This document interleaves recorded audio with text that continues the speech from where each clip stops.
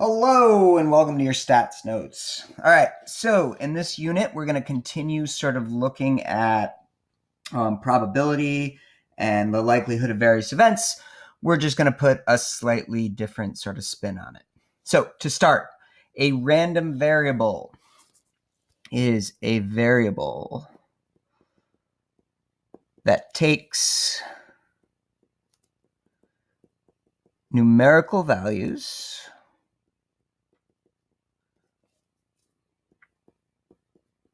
determined by a chance process.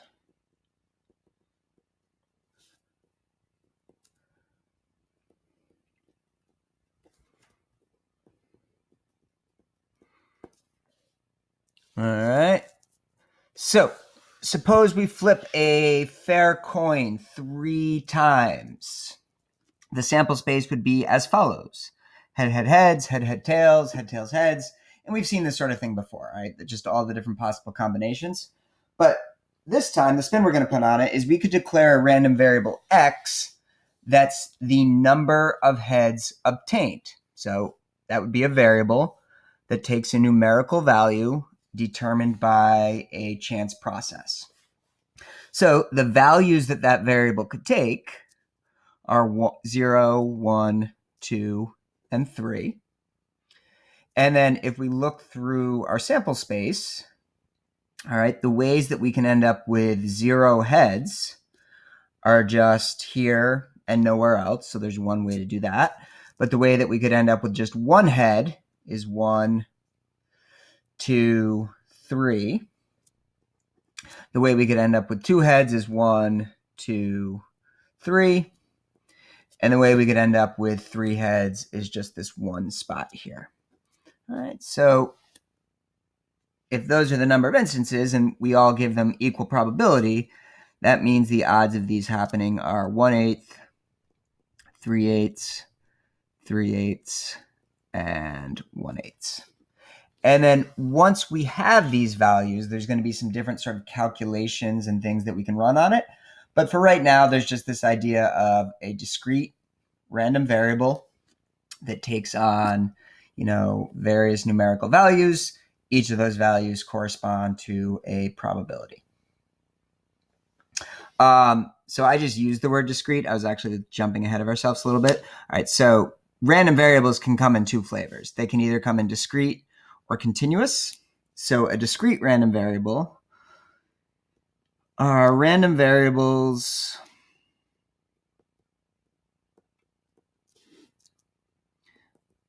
with a set of possible values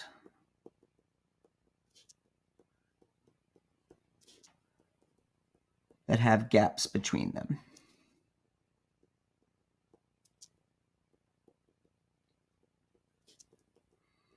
All right, generally meaning it's things that you can count. So you might be saying to yourself, well, where's the gap between 0 and 1? Well, there's 0.5, there's 0.6, there's 0.7. So these wouldn't be continuous. These would be discrete because there's gaps between each of those values. A continuous random variable are random variables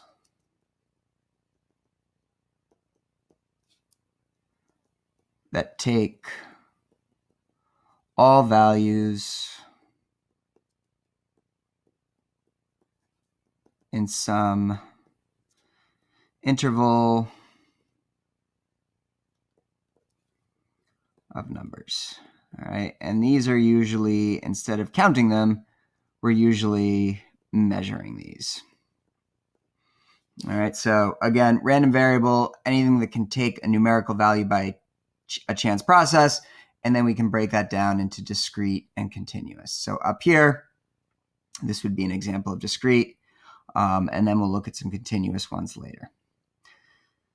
Probability distribution, also known as, so AKA, the probability model.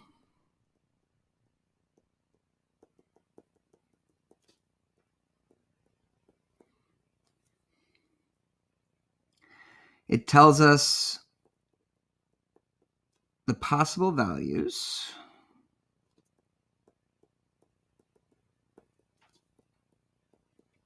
of the random variable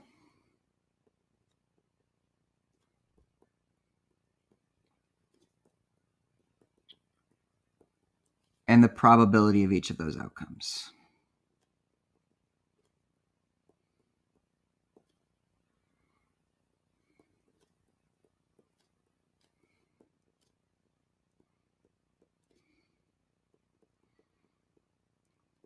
All right, so our probability distribution up there for the number of heads when you're flipping 3 coins, those are our values, 0, 1, 2, 3. Those are the probabilities of those values. So again, just some vocab that we're kind of getting down here so that we're used to and we're comfortable as we get into some of the later stuff in the unit. All right, so first, let's just kind of take a practice second here, or take a second to practice here. The difference between continuous and discrete, just to make sure there's no confusion on that one. So it says, state whether each of the following random variables is discrete or continuous. So basically, again, discrete means you're counting, and continuous is generally that you're measuring. All right. So the number of defective tires on a car, that's something you would count. So that would be discrete. The body temperature of a hospital patient, that's something you're measuring. So that would be continuous. The number of draws from a deck of cards with replacement until a heart is selected. All right, so basically how many times do you have to draw a card until you get a heart? That's something that you would count. So it would be discrete.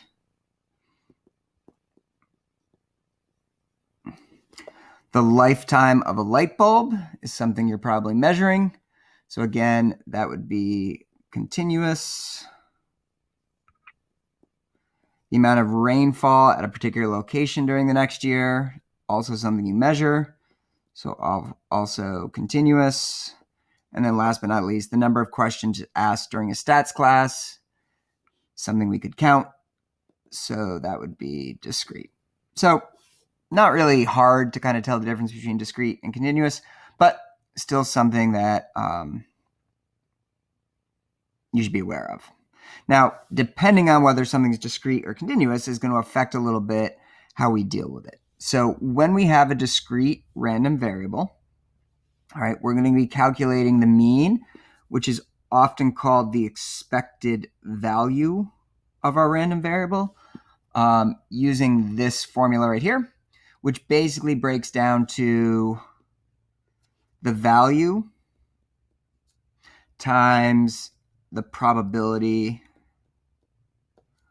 of that value. You can almost kind of think of it as a weighted average. So if we think back to this one, it's like 0 times 1/8 plus 1 times 1 times 3/8 plus 2 times 3/8 plus 3 times 1/8. These would be your values. These are the probabilities of those values. So we multiply each of these and then add them together. All right, that's what that summation is saying, is that we're adding them all together. All right, now here's the formula for the standard deviation. But again, this is something we're mostly going to do on our calculator. And then again, we've got the variance, which is just the standard deviation squared. All right, so let's make some money. In this game to play, you pay me $5. Sounds like a good game. And draw a card from the deck. If you draw the ace of hearts, I pay you $100. That sounds horrible. For any other ace, you get $10. For any other heart, you get $5. The rest of the cards get you nothing. All right. So is this a good game? Is this a good use of your resources? Or is this a game that's sort of weighted against you? All right. So first question, does anyone want to play? Yes. Why wouldn't we want to play? Second, create the probability model. All right, so we're going to define a random variable. So we could say, all right, let X equal profit. So the amount of money you can make on the game. Now, the most money you can make is $100, except it's not quite $100 because you actually paid $5 to play. So in actuality, the most you can make is $95, and that has a 1 out of 52 chance of happening because there are 52 cards in a normal playing deck, and only one of them is the ace of hearts. Now, for any other ace, you get $10, but again, for the same reason, that's really only making $5 of profit. There are 4 aces in the deck, but we've already accounted for the ace of hearts here, so that actually means there's only 3 aces left that will earn us the $5. All right. And then for any other heart, you get $5. Now, again, $5 is really just breaking even because you paid $5 to play. There are 13 of each suit, but again, we've already accounted for the ace of hearts, so that means there's only 12 remaining hearts out of 52, which means every other thing you actually lose $5. All right, because if you get anything else, you end up with nothing. And if this accounts for 16 of the cards, 1 plus 3 plus 12, that must mean that there are 36 out of 52 cards left over. All right, so this would be our probability model.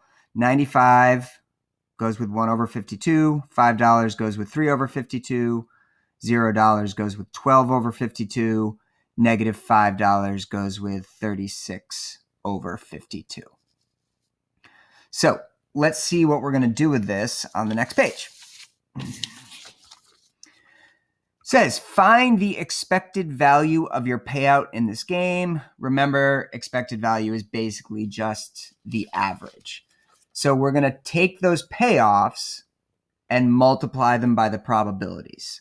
So we've got 95, which is our biggest payoff, but that only happens 1 out of 52 times.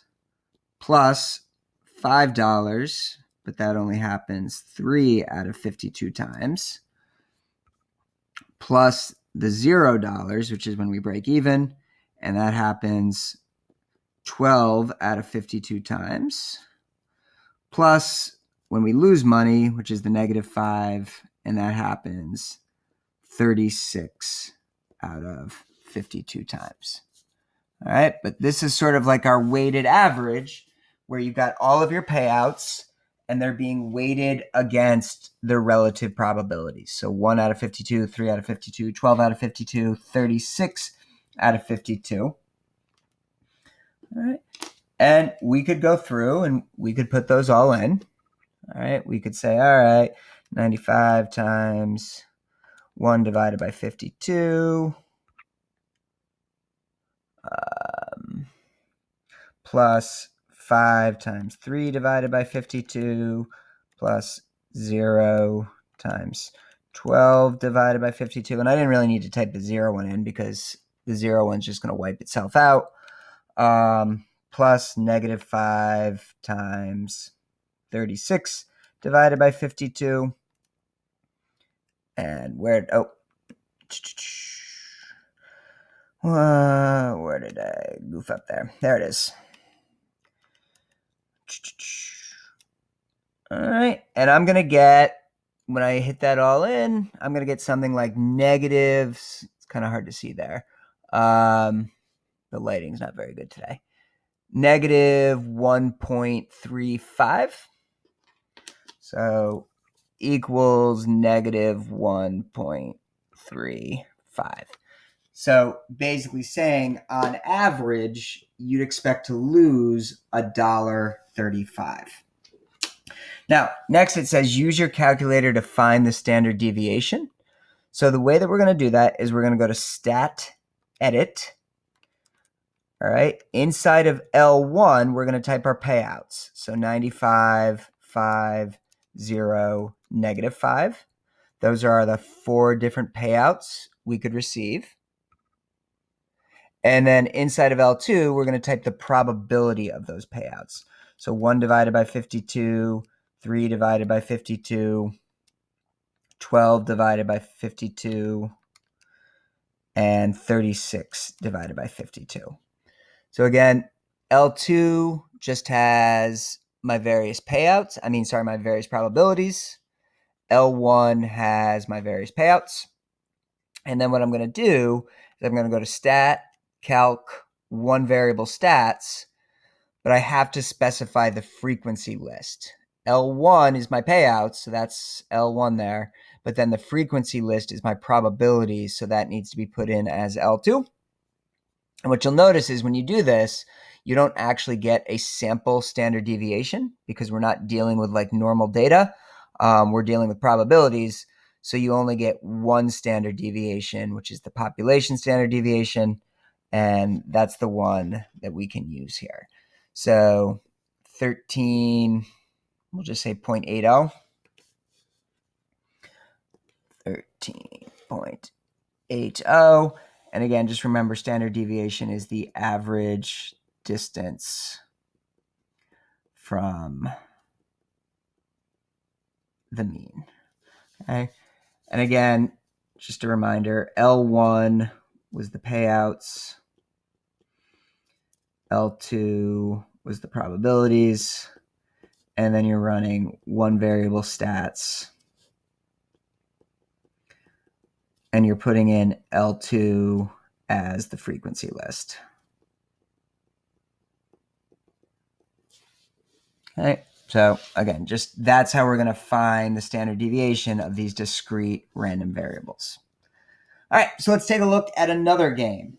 All right, this one's a dice game. It says everyone will stand up and I will start rolling die. All standing players will accumulate the number of points based on the roll of the die when they're standing, but they may sit at any time. When I roll a 5, everyone still standing loses all their points, ending the round. So basically, everybody stands up, I roll a die. If the die is a 3, everybody gets 3 points. I roll it again. If it's a 4, everyone gets 4 points. At any point, you can decide to sit down and bank your points. But then if the next roll is anything other than a 5, everybody's going to be in front of you. They're going to go and get additional points. It's only when I roll a 5, the round ends. So once I roll a 5, anyone that's still standing loses because they go back down to 0 points. And the winner is going to be whoever sat down with the most points still in their column. All right. So again, for those of you in class, we'll actually play a couple of rounds of this so that you can see how it works. For those of you at home, you can get a die and just play by yourself. It's not going to be as exciting, but sometimes you got to make do. You could have a Zoom call and I guess play with the other people that are at home. That's up to you. So what was your strategy? Generally, my strategy is to win. But in the long run, what is the optimal strategy? All right, so we can use this whole idea of expected value to analyze this type of situation. So the points that you score in this game are based on the roll of the die, and it's equal to however many points you had plus a 1, if perchance I roll a 1, and that happens 1/6 of the time. Or it's whatever points you had plus 2, and that happens 1/6 of the time. Or it's whatever points you had plus 3, and that happens 1/6 of the time. Or it's whatever points you had plus 4, and that happens 1/6 of the time. Or your points just go down to 0 because I rolled a 5, and again, that happens 1/6 of the time. Or it's whatever points you had plus 6, and again, that happens 1/6 of the time.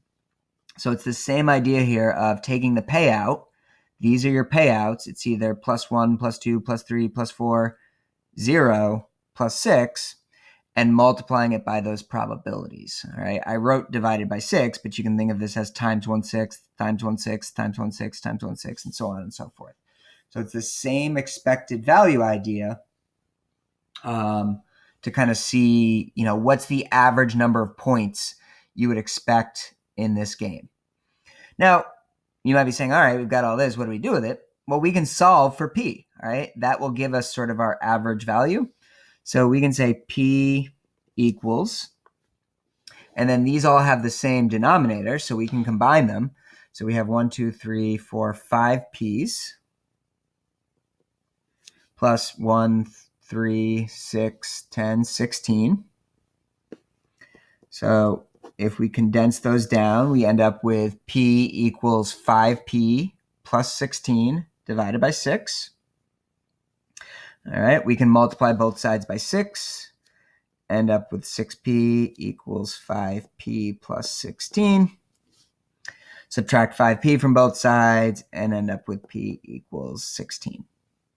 So that's saying that the average number of points that you can expect to score in this game is 16, or that's your expected score in this game. So if you're talking about like strategy, you would want to keep standing until you got to 16, because if you sit down before 16, you're probably sitting down too early.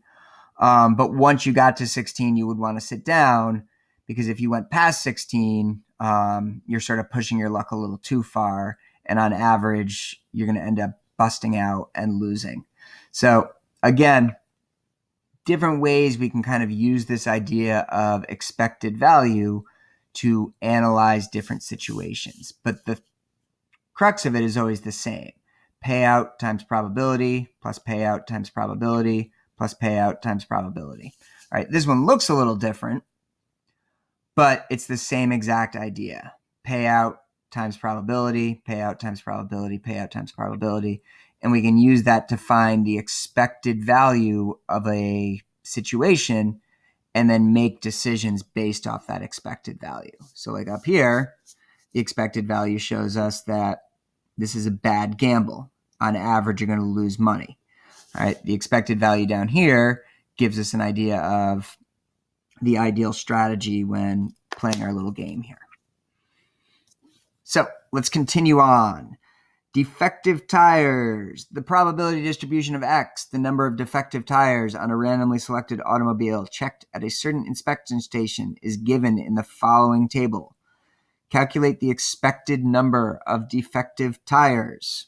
So again, we've got a payout, 0 times a probability, plus a payout times a probability, plus a payout times a probability, plus a payout times a probability, and then last but not least, our final payout times our final probability. All right, so that's the expected value, or the average. It's just the payout times the probability. And again, we can type that in. You can type in the 0, but obviously you don't need to, because that's just going to wipe itself out anyways. So 0 times 0.5. It's not wrong to type it in. It's just unnecessary.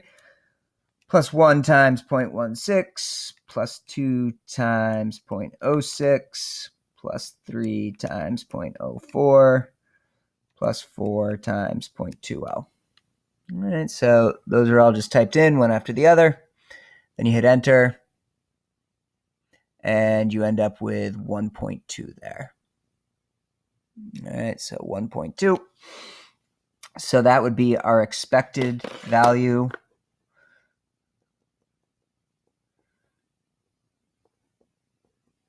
Or basically the average value of this random variable X. Now, part B says, what is the probability that X exceeds this mean value? Well, that's a question we have to answer from our table. All right, so remember, this is a discrete value. So 1.2, we don't have to worry about decimals. This is basically asking, what are the odds that there are 2, 3, or 4? Because these are the only discrete values that exceed this. So we're basically saying it's the probability of 2 plus the probability of 3 plus the probability of 4, which we can get those values straight from our table.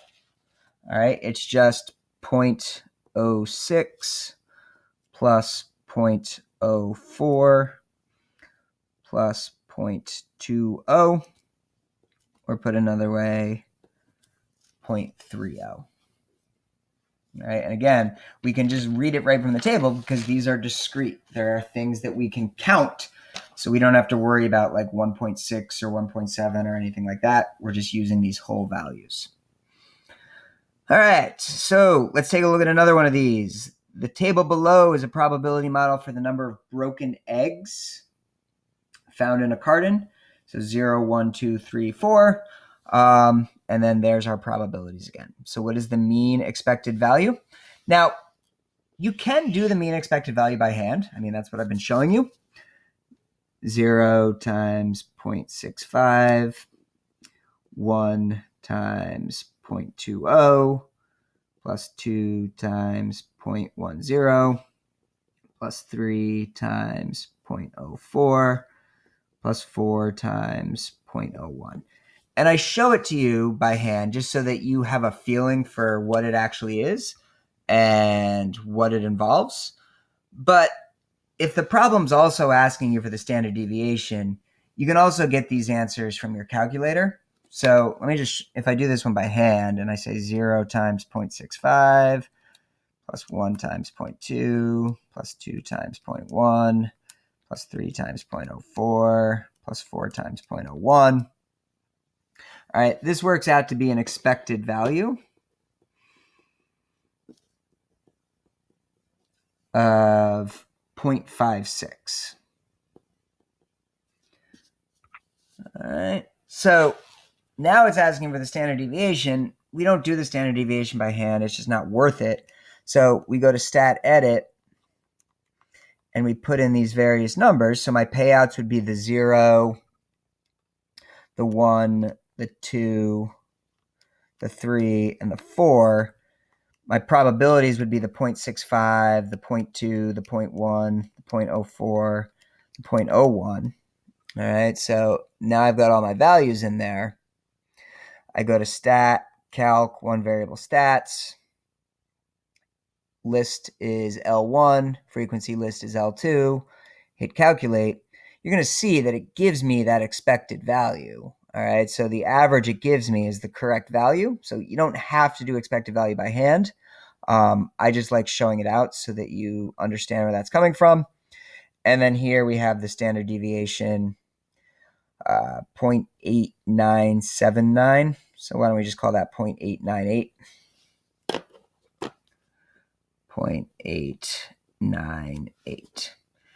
So on average, we're expecting about, half a broken egg, but on average, we're going to be about 0.9 eggs from that, above or below. So basically it means most of the time you're going to see like 0, 1, or 2 probably broken eggs in that range.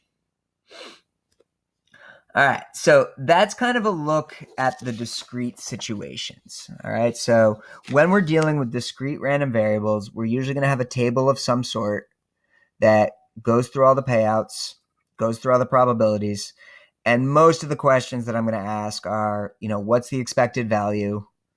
What's the standard deviation? And then maybe some other questions that ask you to read from that table. So expected value, again, is just the payouts times the probability. Standard deviation, you're going to get from the calculator. Again, where L1 is the payouts and L2 is the probabilities. And then you're running one var stats with your frequency list as L2. All right, so that's all kind of the stuff that you need to know.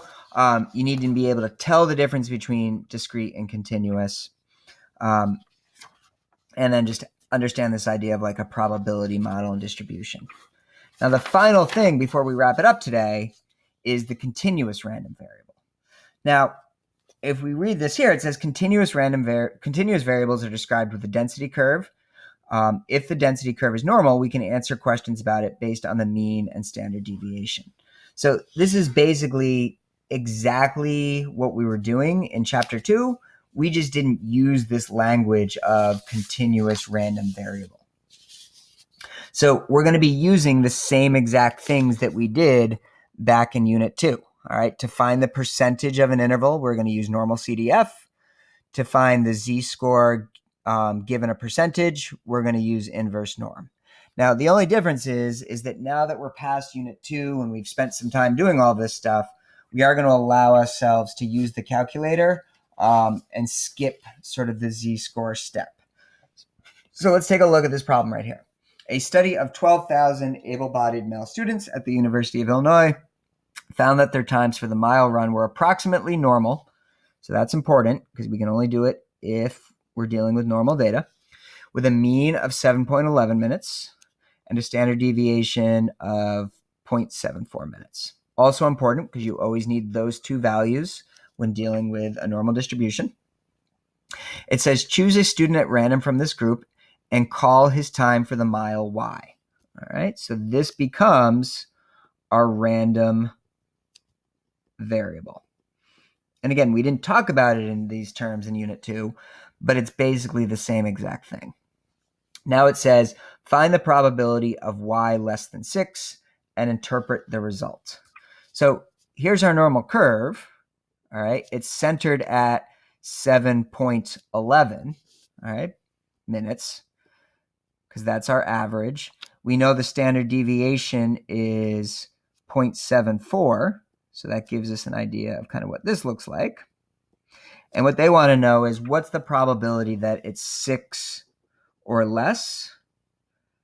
So they're asking what part of this curve is shaded, or what percentage of this curve is shaded, because this represents 6 minutes or less. All right, so same exact problems we've been doing, just kind of surrounding them in different languages. So what's different is that we're now going to use the calculator to do this. So previously, we would have taken this and calculated a z-score. We would have been like, okay, z equals 6 minus 7.11 divided by 0.74. And we would have ended up with, let's see, 6 minus 7.11 divided by 0.74. We would have ended up with a z-score of negative 1.5. All right, that's the way we would have done it. And then we would have gone to and done like, okay, we're going to do an NCDF from negative 999 to negative 1.5 with a mean of 0 and a standard deviation of 1. All right, this is the old way. All right, and it works. All right, there's no reason we couldn't do that. If I put this into the calculator right now, normal CDF, negative 9999, negative 1.5, 0, 1. All right, I would get, 6.68, 0.0668. All right, that will work. There's no reason we can't do that. All right, the new way is just a little easier. All right, the new way is going to work as follows. All right, we get to skip the z-score step and let the calculator handle the z-score step for us. So we're still going to use NCDF. Now we're still going to say that we're going down to negative 999 because we're still going below. But this time, instead of going up to negative 1.5, we're just going to use the actual value from the problem. There's the 6. We're going to use the mean from the problem. There's the 7.11. And we're going to use the standard deviation from the problem. There's the 0.74. So by providing the calculator these three values, the 6, the 7.11, the 0.74, it's effectively going to do this stuff for us and get us the correct answer. So when I go back to normal CDF here, all right, so I'm going to still use my negative 999, but I'm going to say my upper bound now is 6, and that's coming straight from the problem. So I'm doing everything below 6 minutes. I'm using the mean that they gave me, which was 7.11, and I'm using the standard deviation that they gave me, which was 0.74. All right, and you're going to see that when I do that, I get the same answer. All right, so we're going to save ourselves the step of doing the z-score from this point forward, and we're just going to let the calculator do the work by providing the mean and standard deviation to the calculator directly. All right, so from this point forward in the course, we're always going to do it this way, and kind of save ourselves the effort of going through this z-score step. Now that we've seen it for a couple of months, now that we've used it a lot, now that you should be pretty familiar with it and have it sort of ingrained, all right, we're going to take advantage of that and kind of shortcut it going forward. But otherwise, these continuous problems are just like what we did in Unit 2. All right, so hopefully this is helpful. Obviously, if you have any questions, just let me know, and we will go from there. All right, have a great day.